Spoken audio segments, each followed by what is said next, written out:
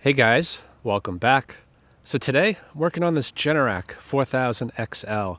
This one was given to me by a subscriber, and he actually got it when he bought his house. The prior owners had left this behind.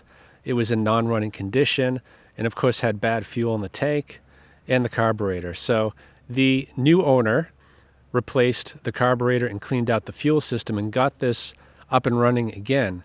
And it was making power, so he thought he was in good shape. Anyway, fast forward to the next storm, he connected this to his house, and his furnace was not happy with the power it was receiving. So he ended up testing the unit and found that the voltage was high and the engine speed was slow. So I think that's where it's at right now. I believe it has been a couple years since this has been tested. So I'm going to try to start it right now. There is fuel in the tank. It smells decent. So let's get this thing started and see what we get. Let's check the oil real quick. Yep, plenty of oil. Might be a little overfilled, but this driveway too has a little bit of a slant going downhill, so I think that's okay. And the throttle, wanted to see if that was free. Can access it right here. Yep, it is free. So let's try starting it.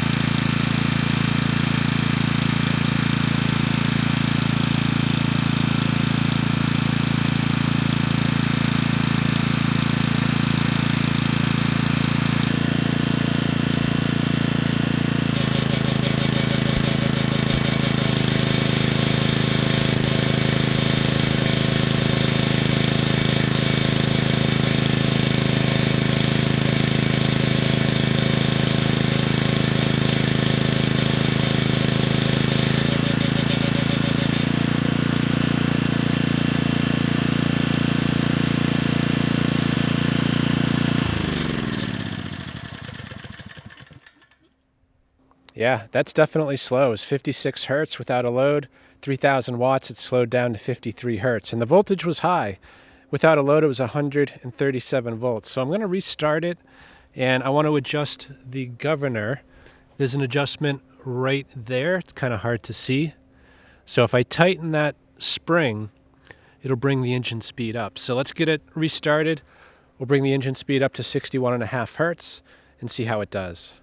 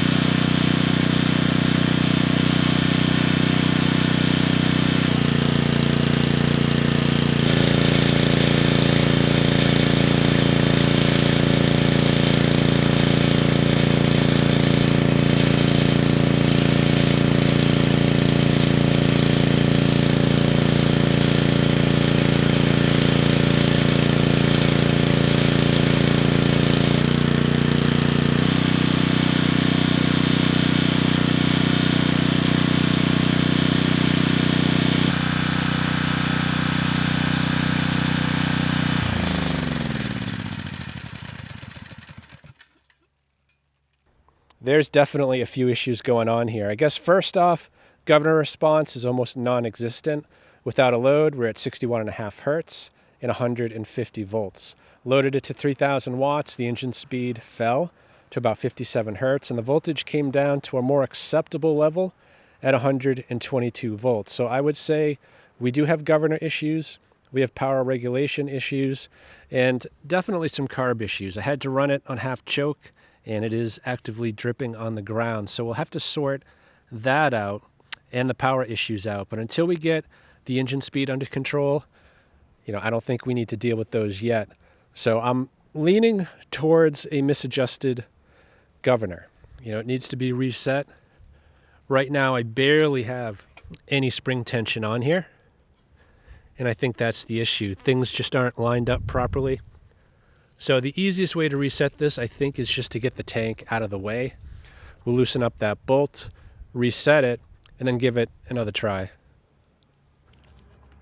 Got to be careful disconnecting this. These rubber bushings, they tend to degrade over time. And if you're not careful, you can pull it right out of the tank and, of course, make a pretty big mess.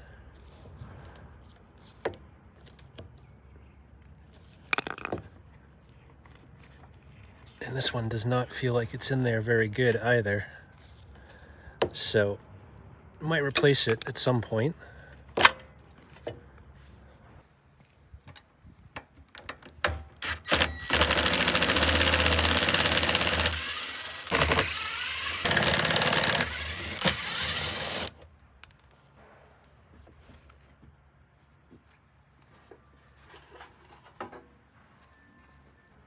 So don't take this adjustment lightly.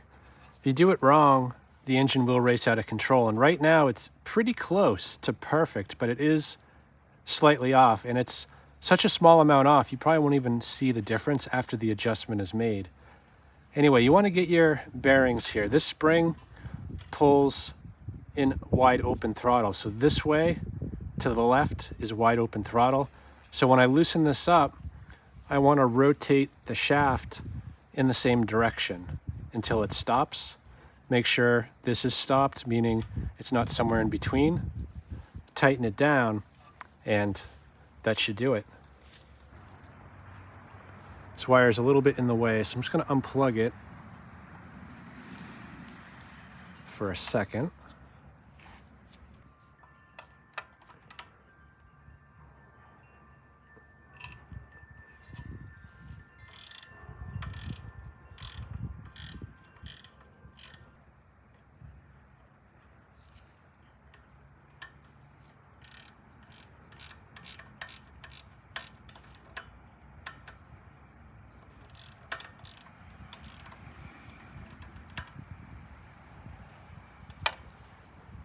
All right, let's try that. I've got the test tank hooked up and ready to go. So I'm going to get this restarted. I'll double check the no load speed. Most likely I'll have to tune that a bit, and then I'll put a 3,000 watt load on it. See if that engine holds any better. There usually is droop when you put a load on it, but it really shouldn't exceed 4 Hertz. So assuming I set this to about 61.5 Hertz, under this kind of a load, it should hold at above 58 Hertz.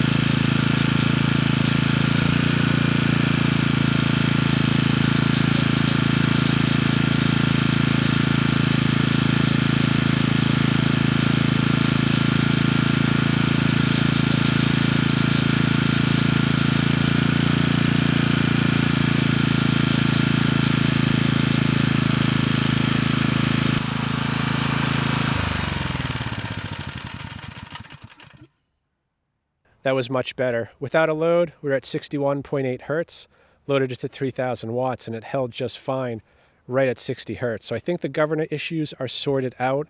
The idle control also does work, but it didn't slow the engine down much. It only brought it down to 55 Hertz, and ideally that should be around 45 to 50 Hertz. So I did back out the idle set screw, and that had no effect on it.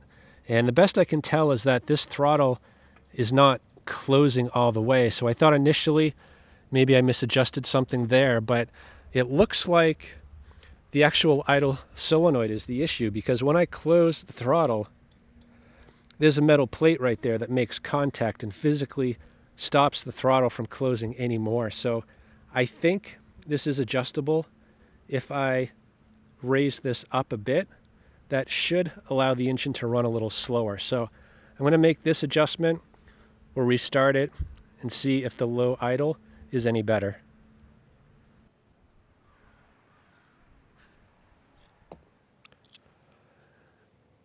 So this is just the jam nut. So we got to back that off. It's actually already loose, but we got to hold the center still.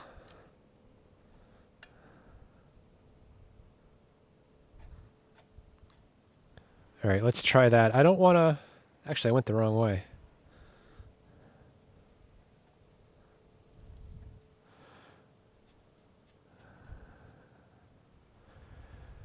All right, let's just snug this up. We'll see if that's enough. Don't want to go too far, so then the magnet won't have enough influence to idle down at all. So let's see if that made any improvement.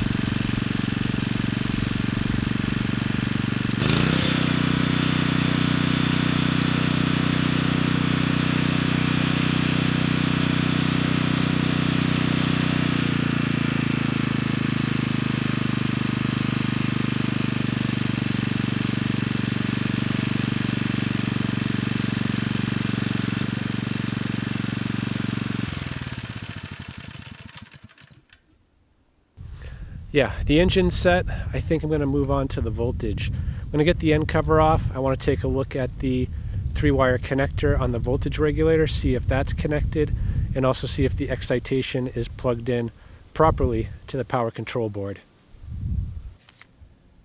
All right, let's give these bolts a try. They're very small. They do break easy, so I'm using the impact on the medium setting, which should not break these bolts. And hopefully they come out.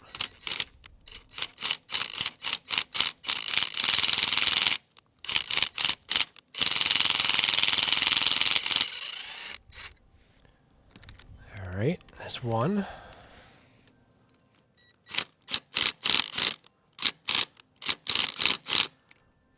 That one's not coming. Let's try this one.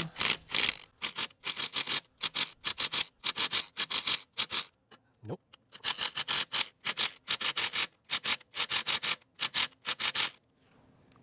Yeah, it's not looking good. I'll try a little bit of penetrating oil, maybe tap them a bit with a hammer, see if I can break the threads free.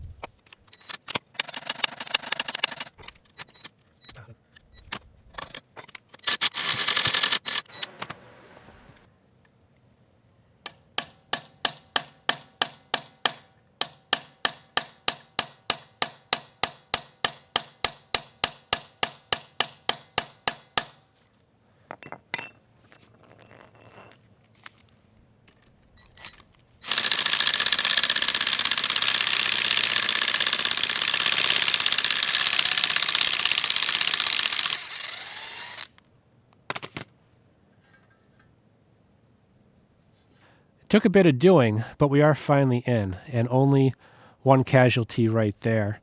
Anyway, the reason why I had to open this was to get a look at this board right here.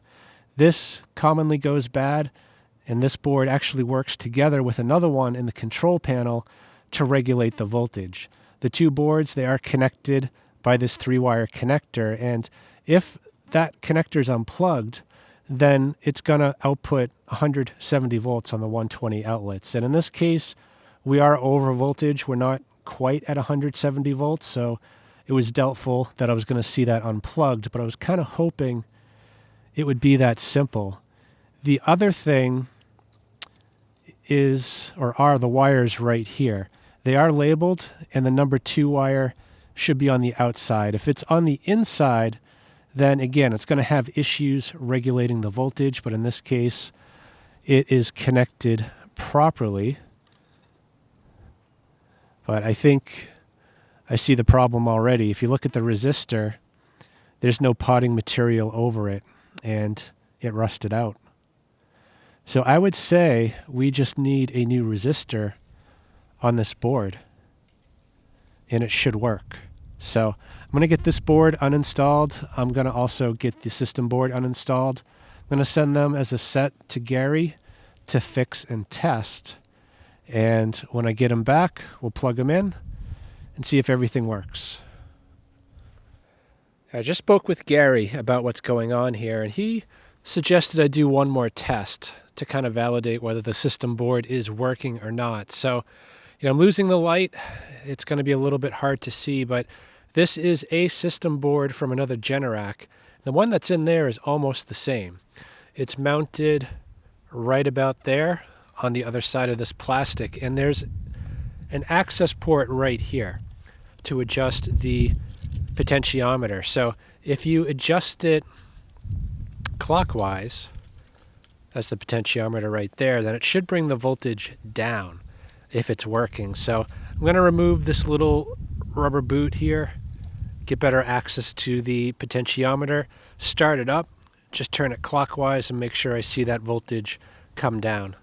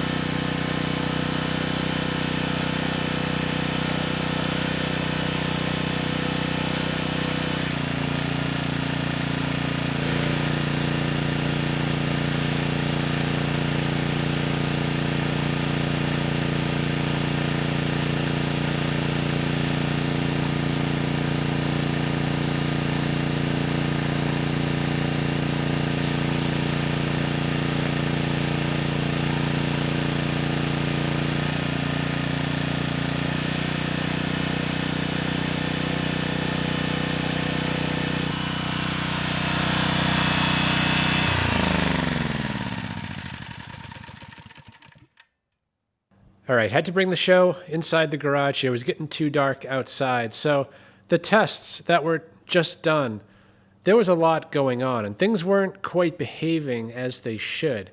I guess first off, the potentiometer adjustment. Turning it clockwise should have brought the voltage down if the system board was working, and I turned it clockwise. The voltage did not budge, and it was almost already turned all the way clockwise, so I just finished it, and yeah, the voltage, it did not move. So then I turned it counterclockwise and saw the voltage come down a bit. So I kind of went back and forth until things started responding properly. And I brought that voltage down to 125 volts. I was then getting ready to load test it and double checked the engine speed and saw it had come up to 64 Hertz. So I brought that back down to about 62 Hertz, checked the voltage again, and saw that it had come back up close to 150 volts. So I adjusted the potentiometer again, got it to about 118 volts. And while doing that, the engine speed increased. It went up to 65 Hertz. So I brought the engine speed back down to 61.8 Hertz and then load tested it. I put 3,000 watts on. The engine held at about 58.3 Hertz. Not as good as last time, but still passable. And the voltage dropped by about 9 volts. And this should do a better job of managing that voltage. So something is definitely not quite right. So what I'm going to do next is actually test the resistance on that 3-pin connector on the board in the power head. That should give me an idea if those resistors are still good. And if they are, then I'm leaning toward the system board as the issue. I think the potentiometer has problems and or the 3-pin connector. Maybe those terminals are corroded or broken. So let's take a look at that. So I've unplugged the 3-wire connector and I've got the multimeter set to ohms. So I'm going to test these pins. If I test the 2 outer ones, I should get a reading of about 47,000 to 50,000 ohms if that resistor is working properly. In this case, 50.8, so maybe a little high, but not too bad. The 2 pins on the left, we should get, I think, around 67,000 ohms, and we're at 68, so that seems fine. And if I do the 2 right pins, it'll be the combination of those 2 resistors, 119.3 thousand ohms. So actually, despite the way this resistor looks, it seems like it's still working. So I'm going to de-pin this connector. I want to look at the pins, see if they're corroded or broken, and that could explain what's going on if there's not a good connection to these pins.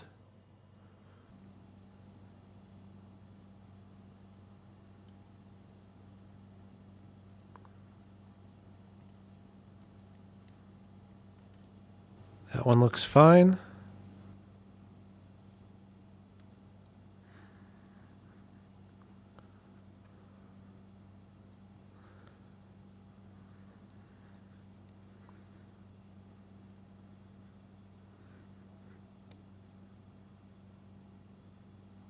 Aha. This red one is not fine. So that could be it. I guess the question is that it? Is that the only issue? So see if we can get this last one out.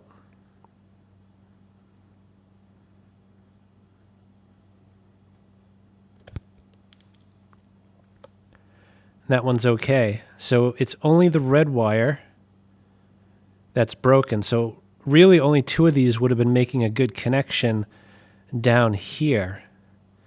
And that might explain the inconsistent results as far as the adjustments, why it was kind of going in and out.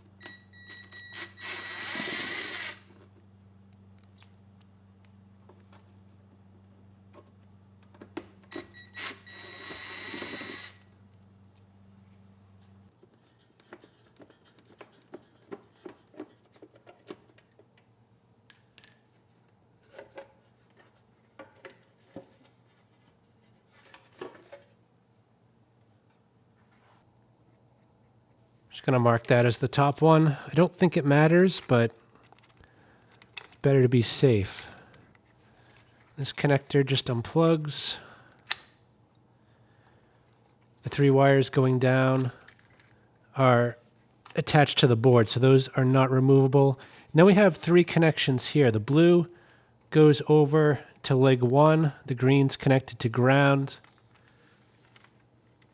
And the white one is the idle control. So those also are connected directly to the board, so we're going to have to remove them elsewhere to totally free this board. But let's get at least the board unscrewed, and then we'll remove the rest of the connections.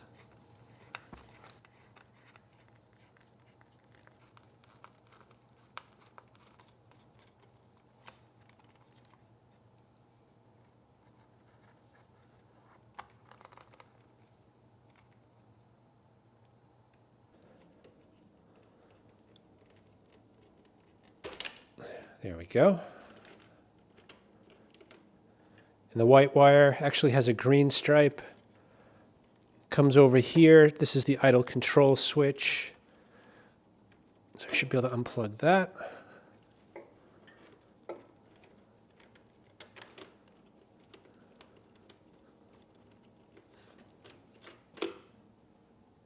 And lastly, the ground wire comes over to this strip over here. So it looks like it's just an 8mm bolt.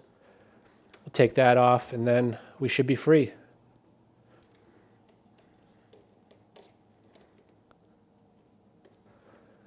It's actually a 7mm.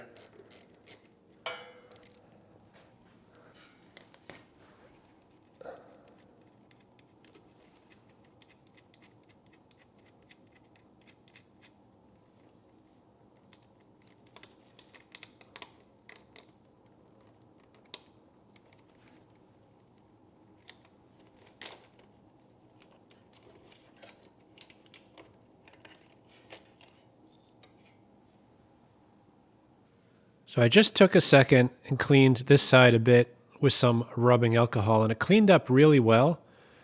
I don't think this is as bad as it first appeared.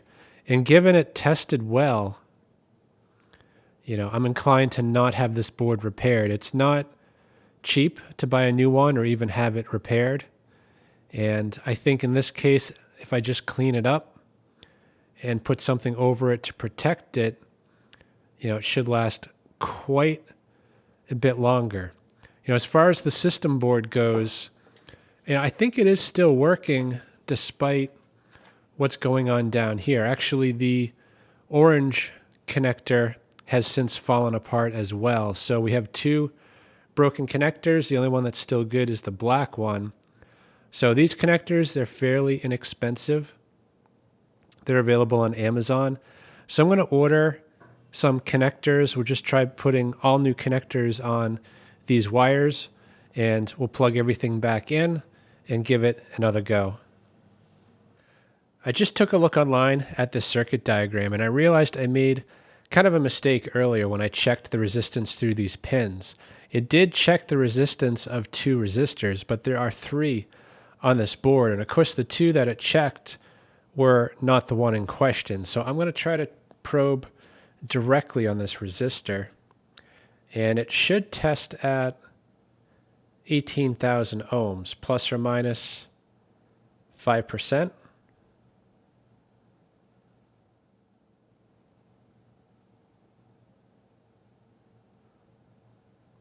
We're at 17.6 thousand ohms. So that is within spec. So I really think just fixing those Molex connectors will get the voltage under control. It's certainly worth a try. So I've already placed the order for those connectors. They should be here in a couple weeks. All right, the bag of Molex connectors showed up. It took a few weeks to get here. So I am optimistic this will fix our problem. Anyway, I've gotten a head start on this. I cut off the one that hadn't already broken and put a new one on. So I'm getting ready to do the same for the other 2 wires. I've already cut the bad connector off here and stripped back a bit of wire. So I just want to twist this together a bit. And grab the connector. Now, there's actually two crimp points here.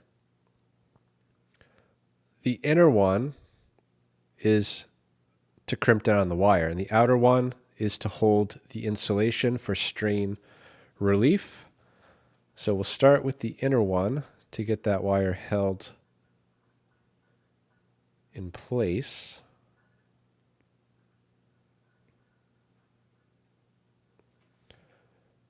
Give it a good squeeze and do the pull test.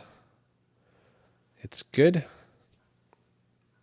And then these outer crimp connections, they are kind of too far apart, so you gotta squeeze them together a bit. And then, if all goes well, it'll fit in.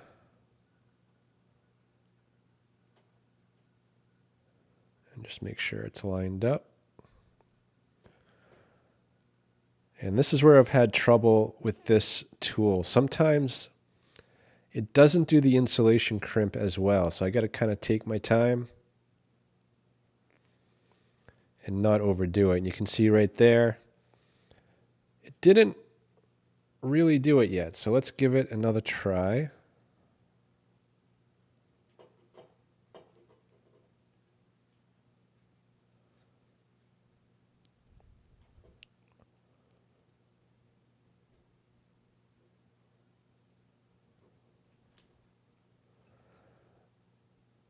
Yeah, didn't really fold over the way that it should have. So, do I cut it off and try again? Or do I just squeeze it a little more? I guess that's the question. So, let's try squeezing it a little more.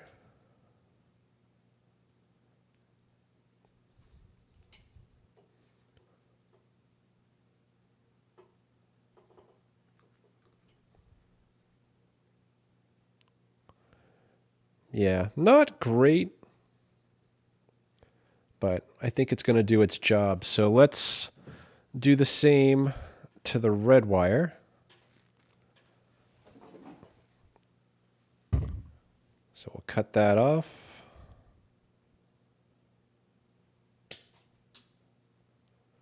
And then strip the wire back about no more than 1/4 of an inch, probably a little less.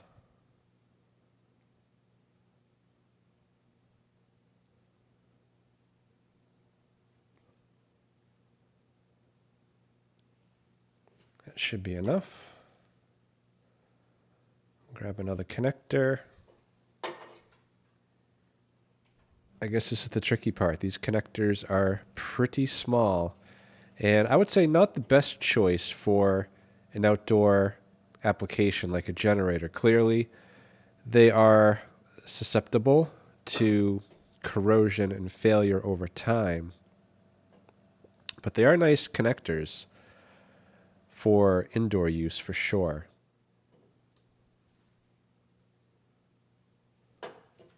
Give it the pull test. So that is good. And we'll try this again. I have a feeling this orange wire gauge might have been a little too thick, which is why it folded over a little funny. So we'll find out in a second with this red wire, since it is a thinner gauge. All right, let's try this one.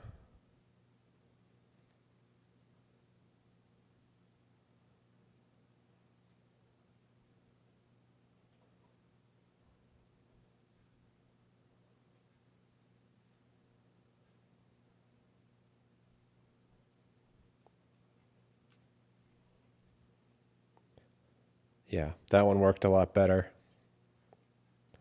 So, yeah, let's repin this and try it out. So the weather isn't exactly cooperating. So I set up right here on the edge of the garage. I want to keep some good ventilation because I do need to run this for a pretty decent amount of time to adjust the voltage and adjust the engine speed. So I want to make sure I have proper ventilation. Anyway, the system board, it's reconnected all the wires back to where they were.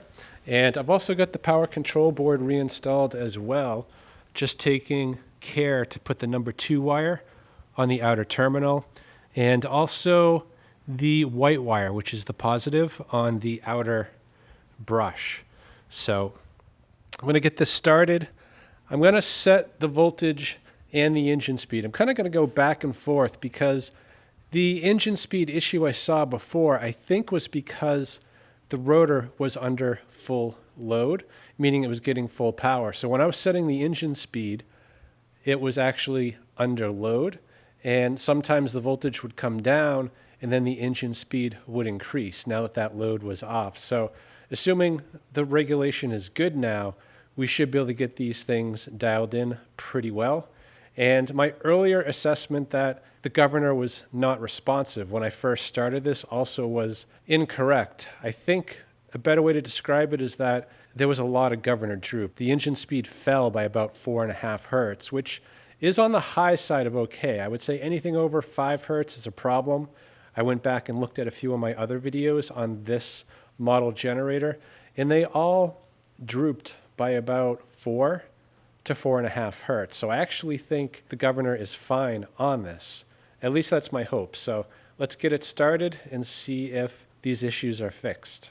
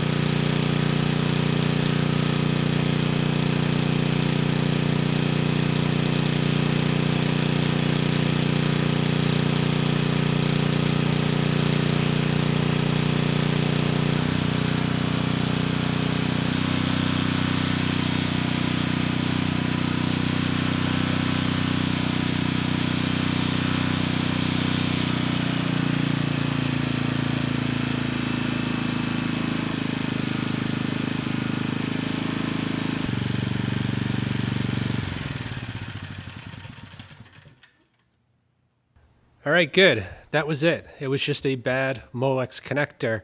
So now we have full control of the voltage. The engine speed also seems fine. It was able to hold a load right at 60 Hertz, and the voltage held close to 118 volts. So yeah, I'd say we're out of the woods on this one. There's still a lot of work to do. I mean, we're actively dripping on the carb, so that needs to be dealt with. We need to clean it up a bit. And of course, we need to add wheels or something. You know, it's a pet peeve of mine why they make heavy machines like this that require 2 people when there's accommodations for a wheel kit already built into this frame. So before I do any of that though, I am going to connect up the oscilloscope and also take a look at the harmonic distortion and just see where this one comes in at.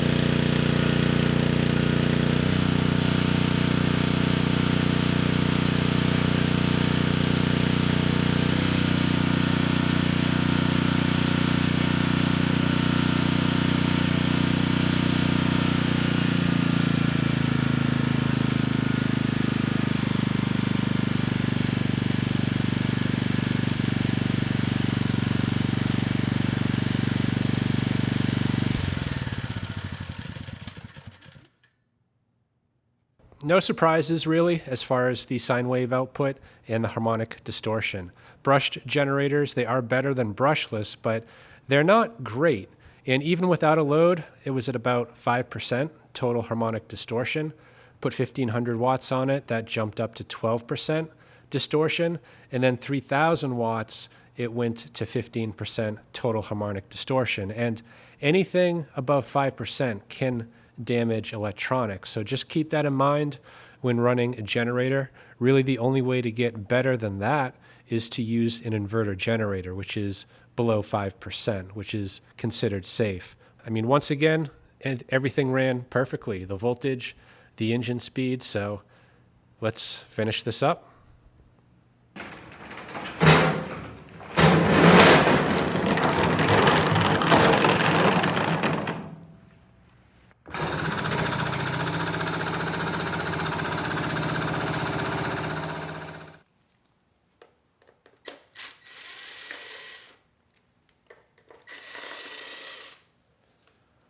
That was on there pretty loose. Okay, we do have an air filter. I was worried for a second. Seems like too often they're missing. Anyway, this one isn't that dirty, but you can tell it's been exposed to quite a bit of water, so we'll have to get that replaced when putting this back together.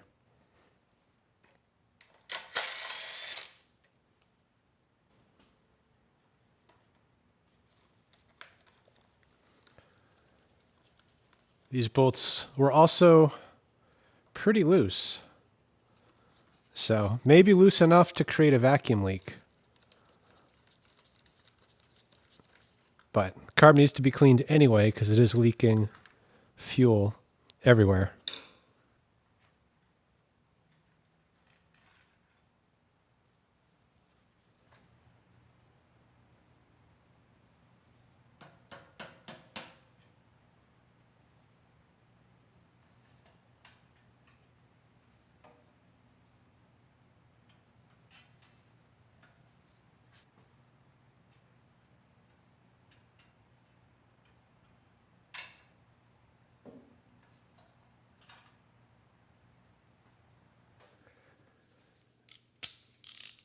All right, let's see what goodies await us in here.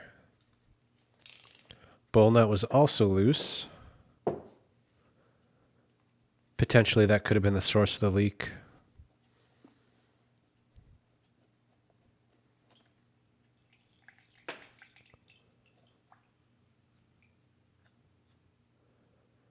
Yeah, not too bad. A little bit of junk in the bottom, but really not bad at all. A few bits of debris, but looks pretty clean, actually. So the needle and seat may not have been leaking. It may have been the fact that the bowl was kind of loose. Anyway, we're this far, so let's just get the main jet out. And I don't think the emulsion tube is removable on this one, so we'll just go through everything, make sure it's clear, drop it in the ultrasonic for 5 or 10 minutes, and we should be good.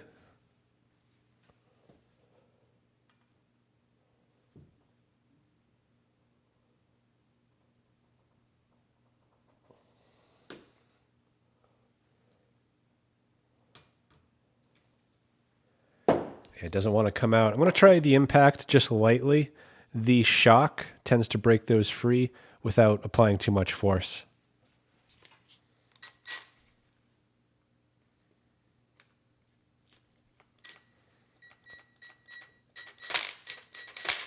There we go.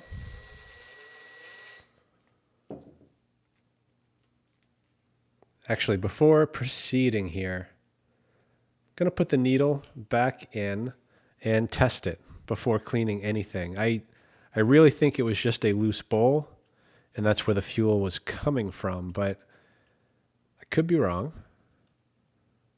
I'm going to pump this up to about 5 psi, which is a lot higher pressure than this would ever see on a gravity-fed system.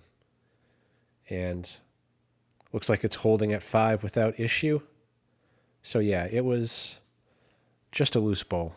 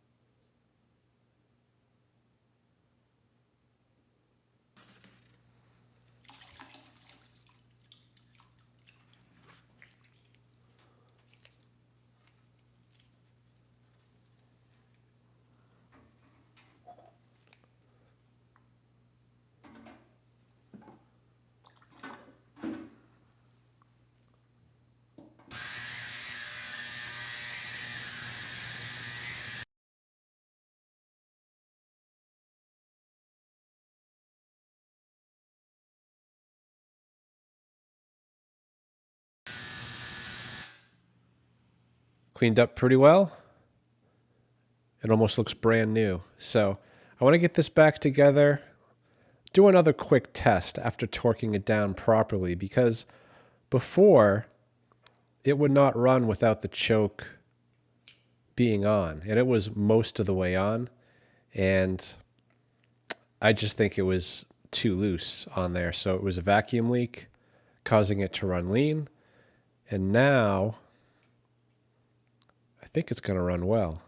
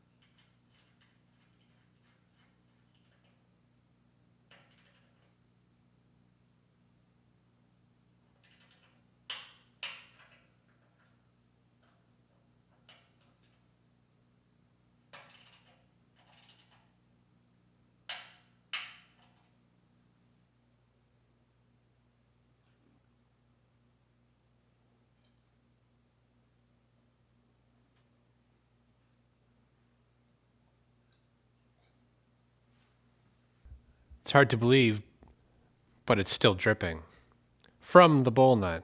So I do have another carb. This one I know has issues, but it does have a good bowl nut and gasket. So I'm going to swap that out real quick, see if that fixes that issue.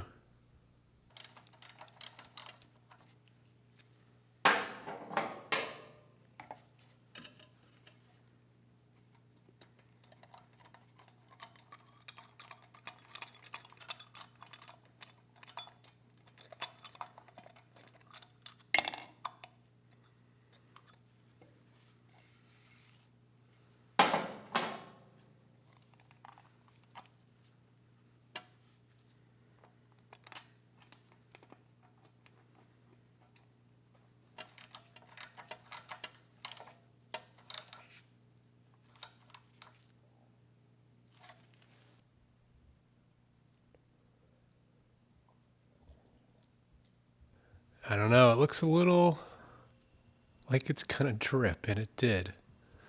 So it might not be what I think it is. It's hard to say. You know, it looks to me like it's coming from the nut, but it is a little damp right there. So yeah, let me give this one some thought. I've been looking at this for quite a while, trying to figure this one out, and I'm coming up empty. The best I can tell is that it's not a needle problem. It's not dripping down the side of the bowl. You know, at one point I even wrapped a towel around it just to see if it got wet, and it did not, but it kept dripping out the bottom. So I did swap bowls with the parts carb, made no difference. I double gasketed the bowl nut, made no difference, and I even swapped the needle just to make sure, and that made absolutely no difference. So I'm not really sure I want to go much further on this one. I could get a rebuild kit, but based on all the testing I did, I don't think that's going to fix it. Plus a rebuild kit's about $12, and a clone, which runs this engine well, is about $20 and comes with the air filter I need. So I think I'm going to get a clone. So while waiting for that, I'm going to get the wheel kit on, clean the generator up a bit, and reassemble it as much as possible.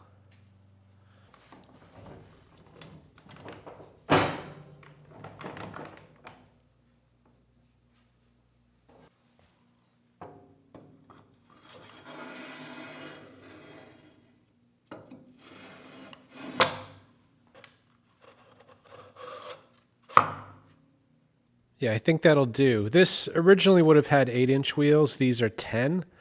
Thought it might look a little odd, but The foot I have requires a 10-inch wheel, so that's what I'm going to go with.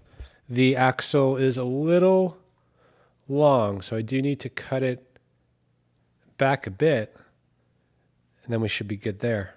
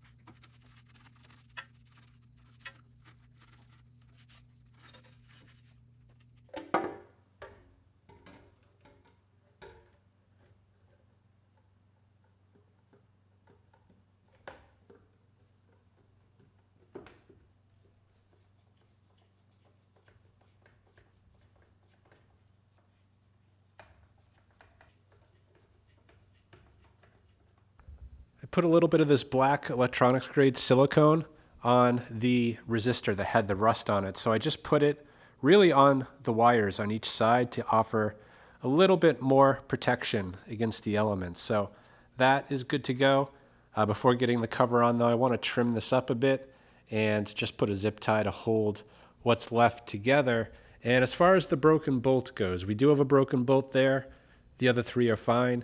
Technically, you only need 2 to hold that cover on, so I'm going to leave good enough alone. You know, I'm a little worried about shavings getting where they shouldn't be if I decide to drill that out, or even worst case, if I punch through and the drill bit hits the stator, then that stator's done. So I don't think it's worth the risk.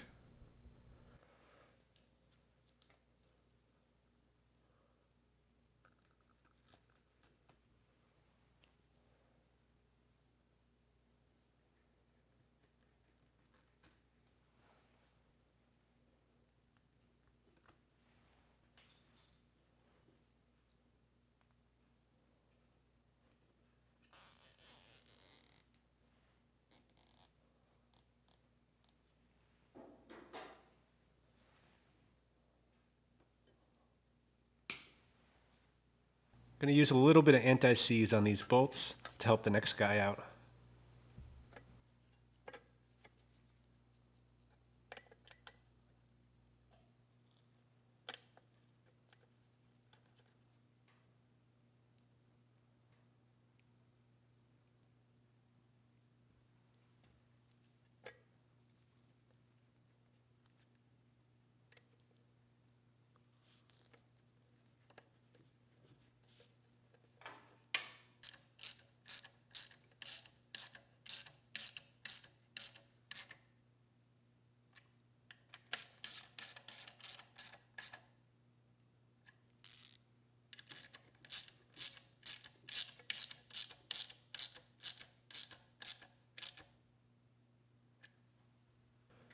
Let's try to tackle this fuel bushing. I don't think it's going to take much to get it out, given the condition it's in. I can see it's already falling apart. Now there is some fuel in the tank, so once this is removed, I'll just drain that out and get a new bushing installed.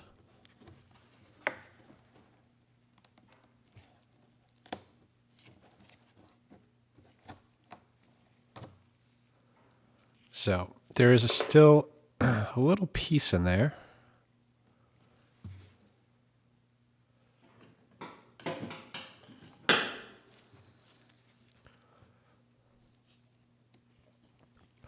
You want to be careful not to damage the part of the tank where it seals. Actually, I'm just going to poke it in. I'll fish that out later.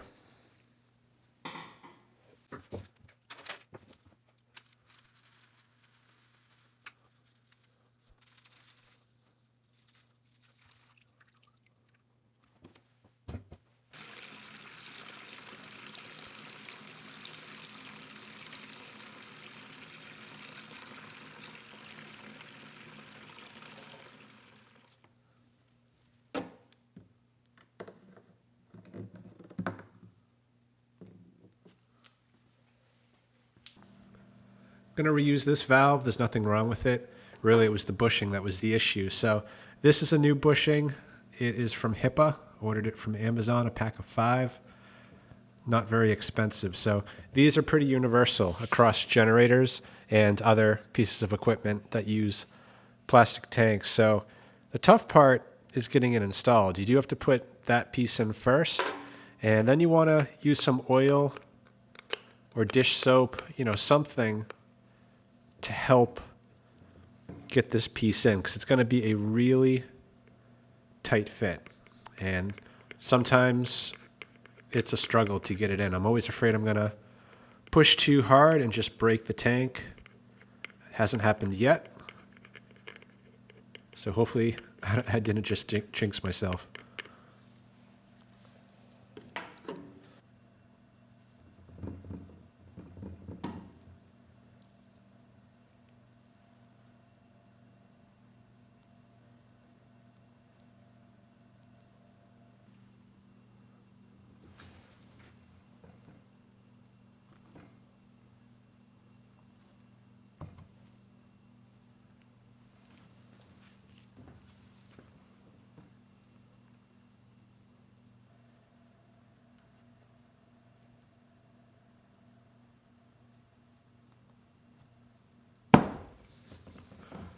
Like that.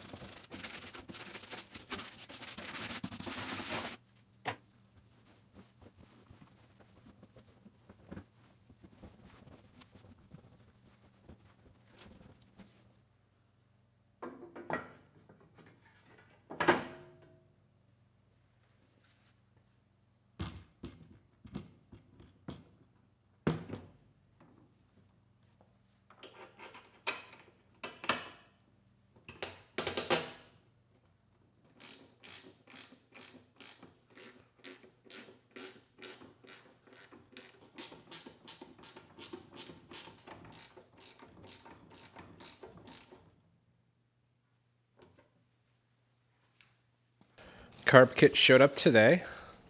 So we have the needed air filter and, of course, the star of the show, one clone carburetor. So, like I said earlier, I have used these in the past. They actually run this engine very well, so hopefully this one's no exception. There's some other stuff in here which I do not need for this project, and actually these filters you should not use on gravity fed, but it could be used for something else in the future with a fuel pump. And I also got a new breather tube. The one that's in there, it is falling apart and definitely needs to be replaced. So let's start with that. I would say the correct way to do this is to actually remove the blower housing, but it can be done like this. It just takes a little longer.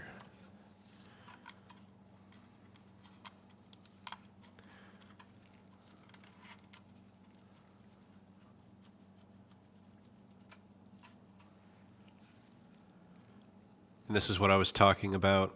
Not the end of the world. I mean, the breather does not have to vent into the airbox, but yeah, might as well make it right.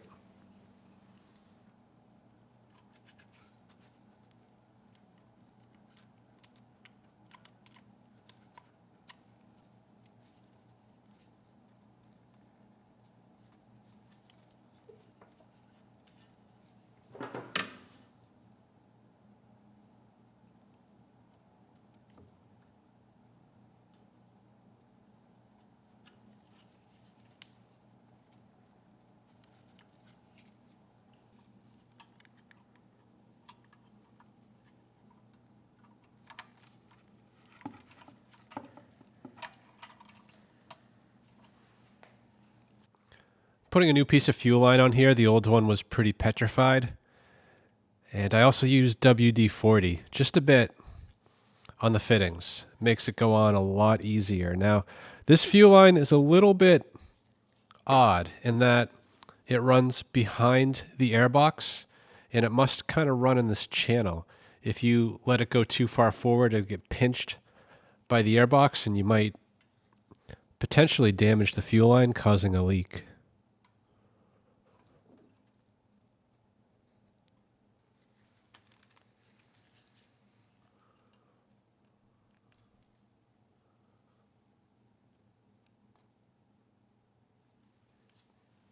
This part's a little bit tricky.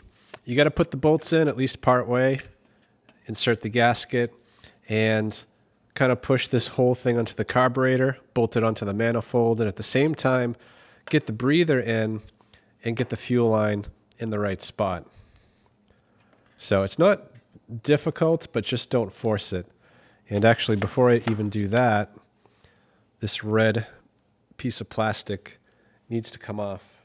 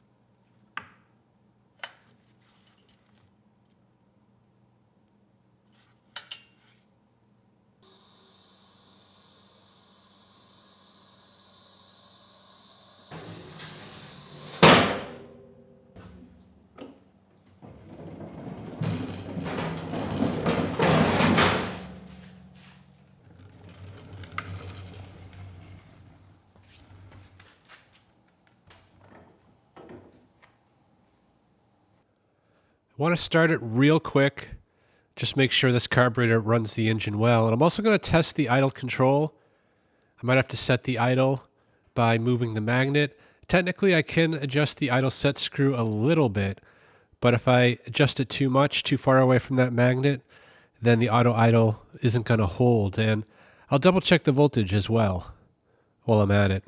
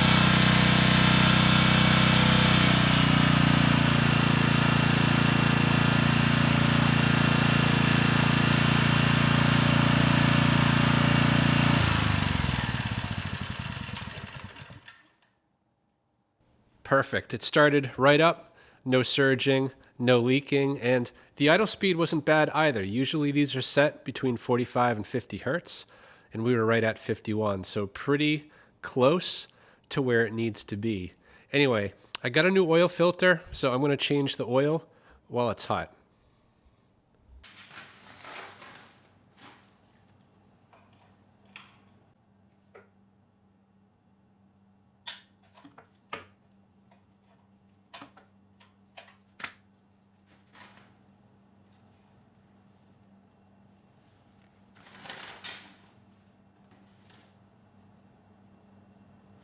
I'm making a mess.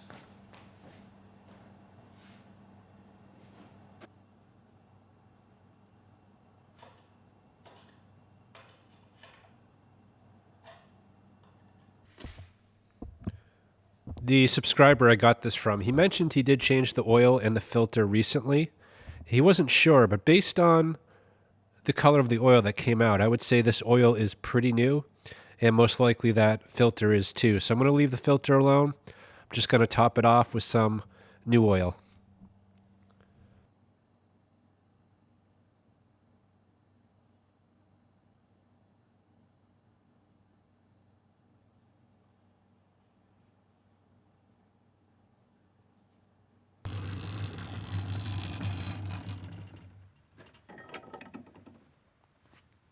Gonna give this a quick try. Haven't tried that carburetor under load, and potentially it may not be jetted correctly. So let's get it started, let it warm up, apply a 3000 watt load, and make sure things keep running as they should.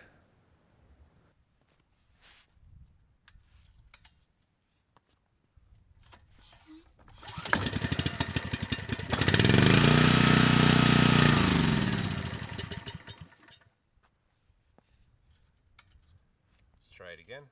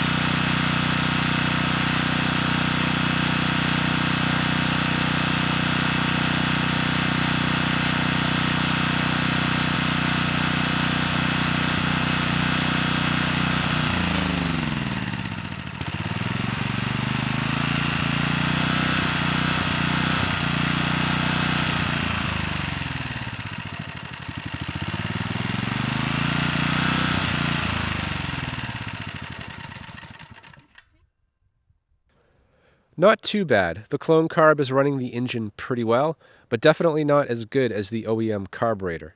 When applying a load, the engine did stumble and kind of hunt a little bit before things stabilized again. So that could be a bigger issue if you're applying a heavy load all at once. So I'm kind of regretting not rebuilding the OEM carburetor. That one was running the engine well. So that's something I might circle back on, but for the purposes of this video, I think I'm pretty much done. I mean, the real story here was the voltage issue. And thankfully, it just turned out to be a bad Molex connector. So since replacing all those connectors, the voltage has been rock solid. No issues whatsoever. So I hope this video helps someone. Thanks for watching.